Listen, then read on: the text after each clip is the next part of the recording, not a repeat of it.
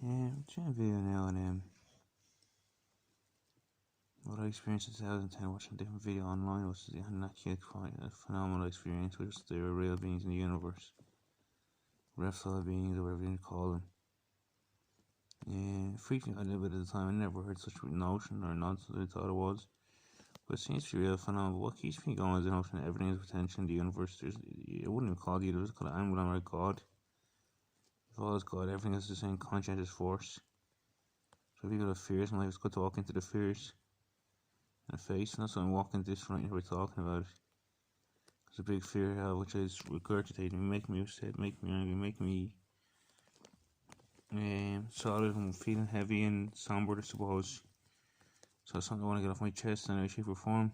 But there's the notion of the annunaki reptile overlords try to dictate planet Earth by killing off human beings when they become conscious of them. This goes into the theory that we were created by annunaki overlords, that they put in what they call minds up here, or they put in brains, or that our fetuses aren't of divine instinct, which I think they are.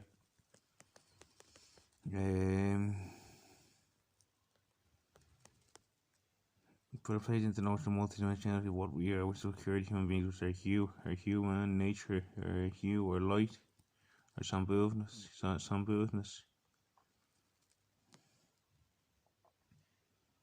Yeah, our love. Love is an amazing force. It can't really be destroyed or killed. It can't be killed. And the human being has lived for centuries, if not eons. And if not this planet, various other planets, we're just thinking human beings of Earth now. So that means we're Earthlings. So I don't know whether it's surviving or ozone layers, planets, or universe, or anything like that. I don't know. But I know we survive what we are and what we go through, and this habitat doesn't need to be labelled. It doesn't need to be labelled at all to understand it clearer than what is distinctly labelled and put into us as someone else's understanding of what it is, which is not necessarily the most achieved, not necessarily, because there's always boundaries above, and people talk about God supreme. I'm going to make a point here, if I'm going to root it up, a supreme being that runs the universe and governs it. I wouldn't like to disappoint the man if there was a God. I wouldn't like to let him down, or I wouldn't like to remove remorse against him. But I say he hasn't achieved the height of his limitations yet. By vesting into the dark regions, coming to the other side of it again, so to speak. That means the God is with current levels of light, he must be the darkness as well.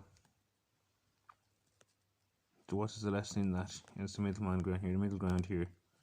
The heart, so to speak. You might call it the heart, the middle of the body. What's the lesson in that? That we use the mind's eye too often. To realise their brain powers and their mind powers and all this kind of stuff. I know I do. And that's the signal to me that I'm doing that too much in my mind. But I got super confused term a few years ago that basically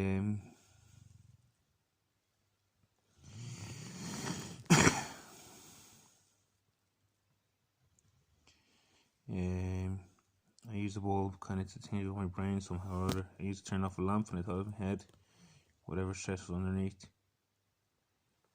and allowing me in a bit of a bad spot. And multidimensionality means we live or reside in many dimensions of light at the same time.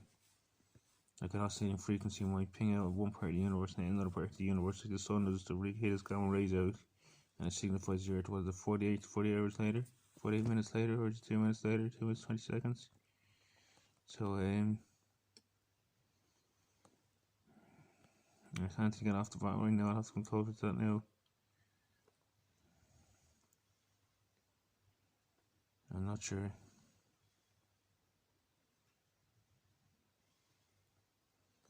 But basically, the adverse notion that we aren't God itself, that we aren't God flesh, God might manifest into flesh itself. So if there's annunaki overlords out there, which I don't think there is, but there potentially is now. If you think of the Earth and the Earth realm, that's what they call it, and then you think of the universe with 9 planets, and then beyond this universe, which you eventually hope has proven there's hundreds of thousands of billions of planets, not universe, beyond this cosmos, the Winky Way that is. I'll have to get it to go, and my body's about to go full, and my memory's about to go full, but I'll try and get to this another day. I'm just laying this off for now. There's something that's a bit hindering me now. I'll release it and watch it in a few weeks and see if it helps. Thanks.